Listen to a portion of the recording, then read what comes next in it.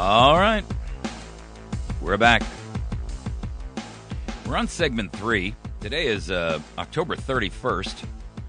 Some would call this the Witching Day. All Hallows Eve. Halloween.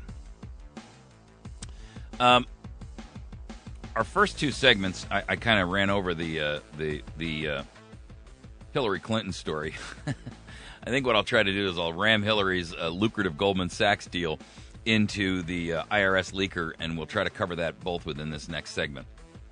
Let's start with the IRS issue. The House has been investigating the Internal Revenue's targeting of the right-leaning Tea Party, 9/11, and Patriot groups. Everybody's heard about the scandal. One of the IRS agents involved leaked the donor list in their application, which was this is the National Organization for Marriage. It's a conservative group that opposes gay marriage.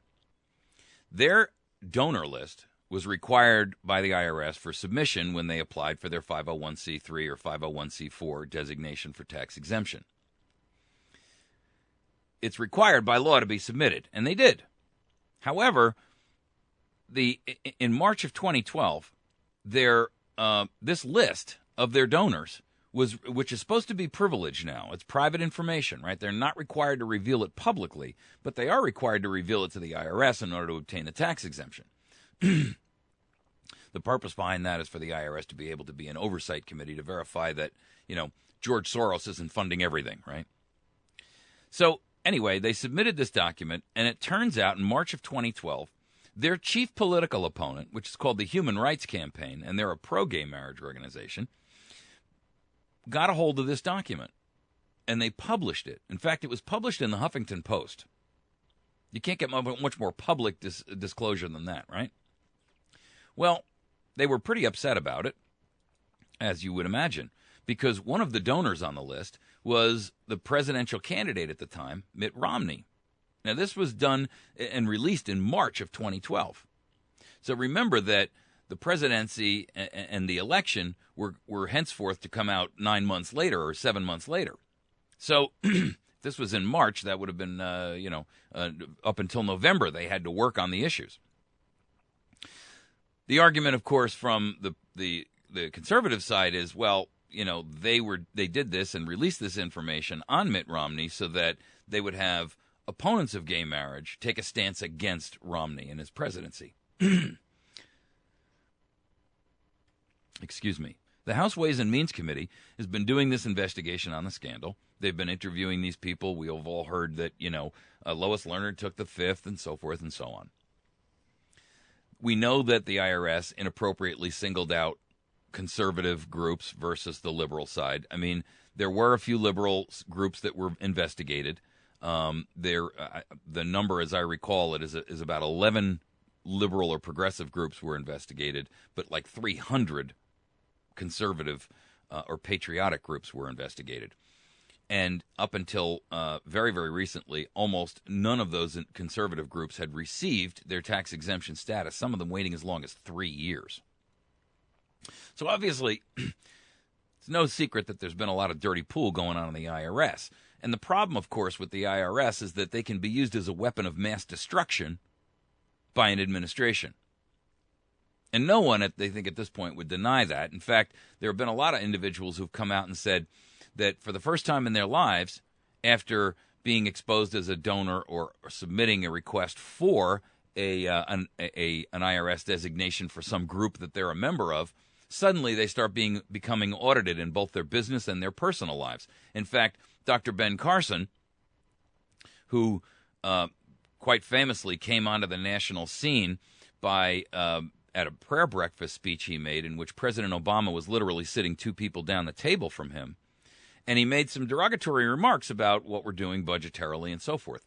The president is notoriously thin-skinned, and almost within a couple of months of that statement and that speech and his coming onto the national scene, he was audited for the first time in his life. Kind of interesting. So someone within the IRS divulged the National Organization of Marriage's donor list to the Human Rights Campaign and subsequently to the Huffington Post. The Huffington Post published it, and some creative individual on the internet was able to pull the image off the web and pull off a logo that was placed over an actual IRS stamp. So they know that it was a physical release from the IRS, that it was obtained through the IRS because it had been stamped officially by the IRS as received and submitted. That's illegal. The House Ways and Means Committee has been investigating this, and they've identified and it's singled out who the individual is. Here's the rub. And this is insane. The fact that they have identified who it is, and it is that person, him or her, is now effectively identified as being guilty of a felony charge, a felony crime. They're unable to identify and prosecute that individual because the investigation is conducted by the Congressional Committee in the Inspector General's office, and those are considered confidential tax information themselves. In other words, the actual investigation is. And since that's confidential, they can't expose the criminal. How insane is that?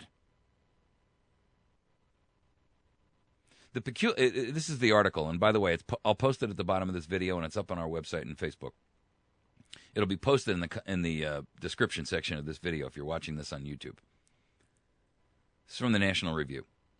The peculiarity of the Internal Revenue Code Section 6103, which is intended to protect the confidentiality of taxpayer information, is the same law which makes it a felony to disclose tax returns or related information to the public.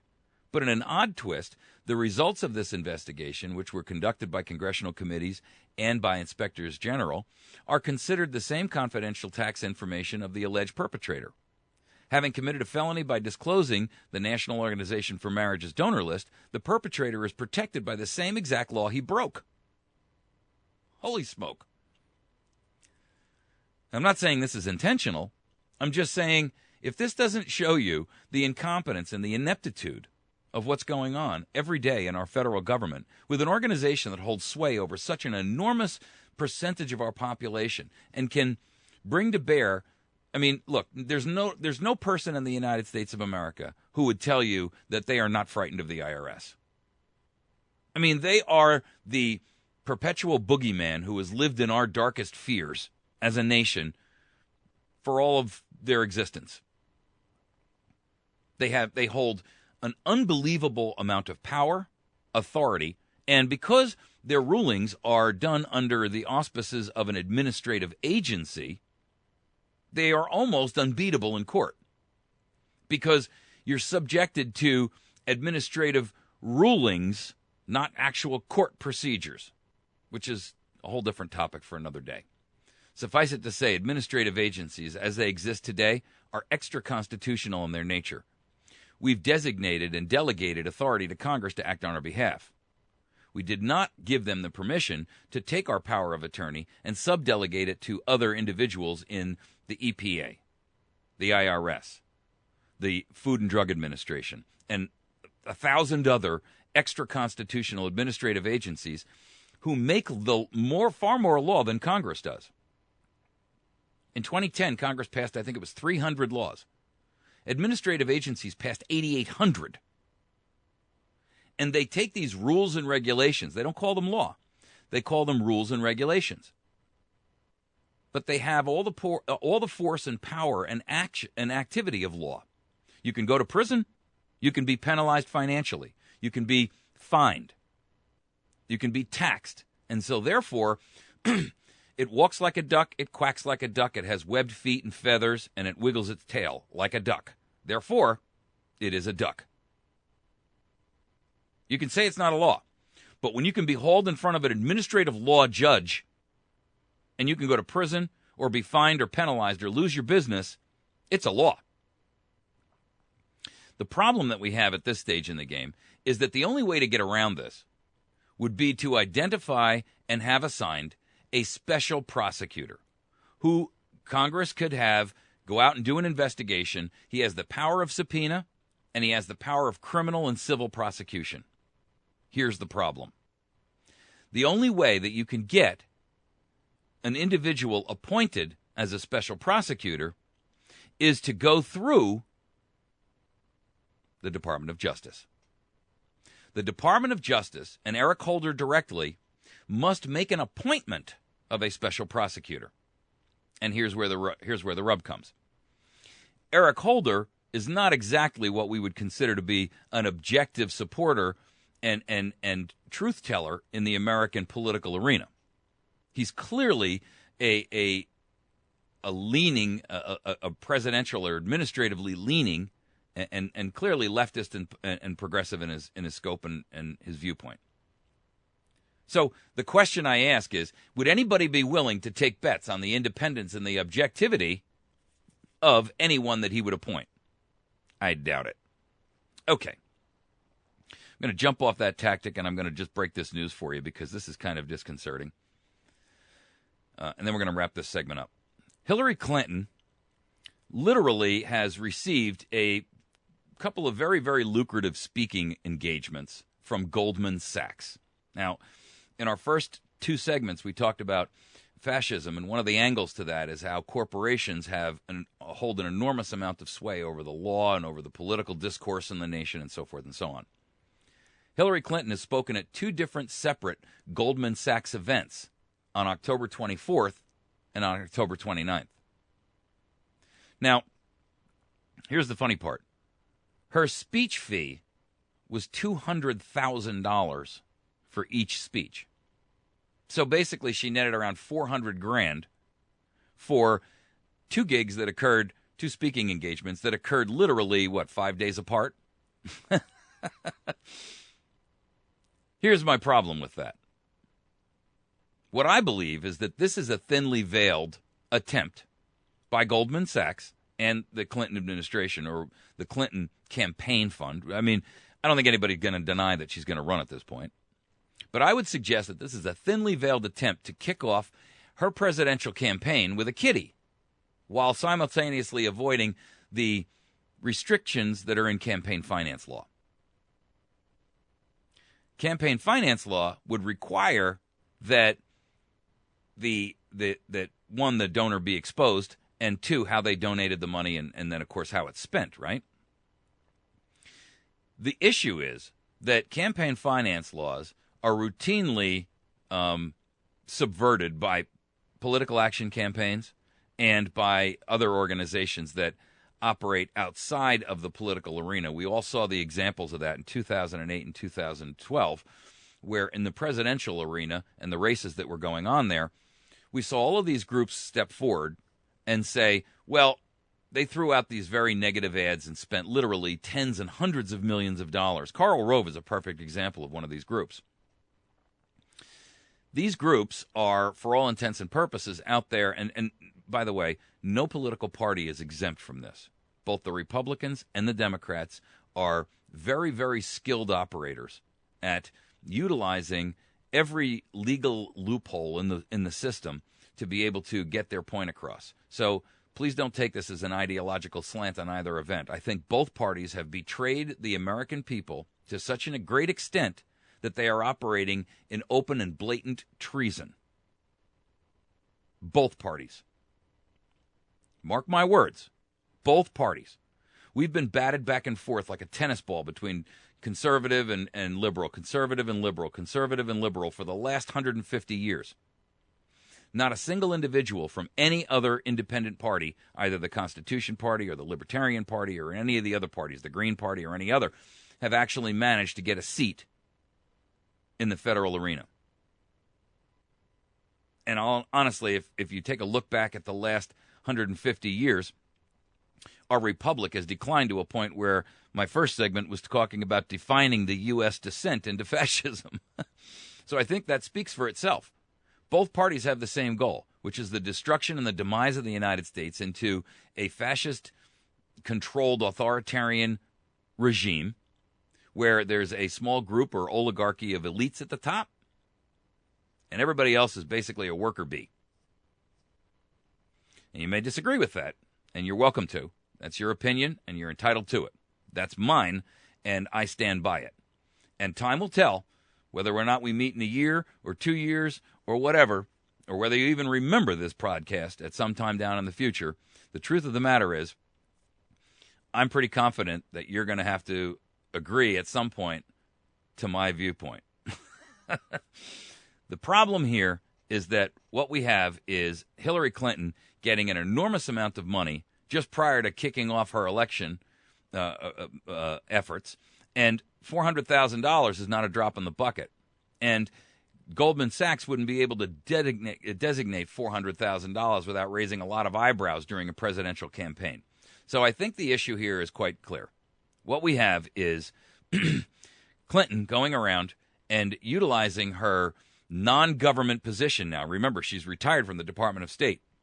So at this point, she's not a government employee in any way, shape, or form. And it's not only Goldman Sachs that's doing this. She spoke at the Ames Alternative Investment Conference. That was the one hosted by Goldman Sachs. But she also spoke at the Builders and Innovators Summit, and that was another Goldman sponsored program. But keeping close to the investment world, this is the article, and it's in National Review. Keeping close to the investment world, Clinton also made visits to private equity firms KKR in July and to the Carlyle Group in September.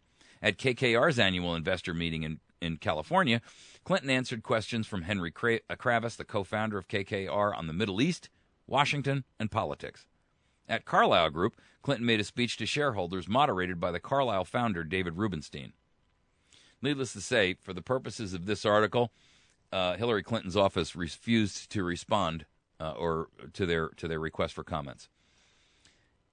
I think what you're seeing is another found loophole, if you will, and that is to pay these exorbitant fees for a private speaking engagement where the individual is gaining an enormous amount of money that is untrackable, untraceable, and quite frankly, outside the ability of campaign finance law to control or moderate or modify. That is a sad thing for America, and there's just no other way to look at it. Politics is dirty, and if you follow the money, invariably you'll see where it leads. And in this case, it's never, never to the benefit of the American constituency. If we ever want to actually run this nation as a constitutional republic, we're going to have to get money out of it, and we're going to have to get lobbying out of it. We have to get corporate involvement out of it, because with all due respect, it's killing us, and it's killing our nation and what we've been founded and designed and created upon. We no longer have a nation that operates as the rule of law. It's more like a couple of gangster families that are pretty much pushing us around, and we're the ones who are considered or construed to be food. Food for them. We are the farmers' livestock. They're the farmers. We're the livestock.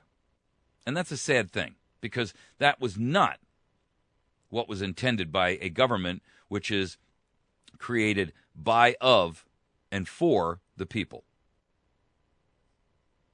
We've allowed this to descend to this point in America. And it's our job, it's our obligation to take corrective action to end it. We can do that by working actively as grassroots effort to end what we know to be almost a tyrannical abuse of authority and power in the United States of America. The best way to do that is to starve the beast. Government runs on money, and only money. It absorbs and absconds and annexes power based upon money. If we stop the flow of money, government loses ground, it loses power, it loses authority. The best way that we can accomplish that is for Americans to stop participating in the commercial purchasing of goods. I mean, our 70% of our economy is based on consumerism. Stop buying, because our economy is based on your taxation dollars being generated to be pushed to government. I get it. It's a very, very large project. In fact, and it's going to be a painful one for America to go through. But I have to tell you, I think the pain is going to be less in this regard than it would be to try to wait until things descend to the point where we can no longer have any level of control. I've written a plan about it, and I encourage you to read it. It's gotten literally, well over 100,000 views on America's Voice now. It's called The Plan to Take Back America. Place all state and federal capitals under a civil, disobedient, peaceful siege. I call for peaceful civil disobedience on a massive scale. You can read the article there. Take from it what you will. It's up on americasvoicenow.org. It's under the recent post section right underneath where you actually can watch the streaming program 8 to 10 Monday through Friday. The Plan to Take Back America. Place all state and federal capitals under civil disobedience siege. Feel free to read it, comment on it. It's not perfect. It's just the outline of a plan. But it does require that Americans collectively take action on a massive scale under civil disobedience. It's the only way that we have seen any kind of change. In civil rights, it's worked. In voter rights, it worked. It's the only method that we have left to us to peacefully take our nation back. I strongly encourage you to think about that. Figure out how you can participate in a grassroots effort and a grassroots organization around you. That's our duty and that's our obligation. Okay, we're going to take a break. When we come back, we're going to tackle our last topic, which is Google Yahoo and the NSA's illegal taps this time. Now, we know that they've been forced legally to participate under the FISA court, but this time it's different. They are actually stating that this is outside of the legal scope of the courts and that the NSA has illegally tapped into their networks. That's not good, folks. You're listening to America's Voice Now. Find us on the web by visiting us at americasvoicenow.org. You can find our Facebook page at facebook.com/America's Voice Now. And then you can find every program that we do posted up on our website, Facebook, and on our YouTube channel. You can get there by going to youtube.com/America's Voice Now. If you can remember America's Voice Now, you can find us. We'll be right back. Hang on a second.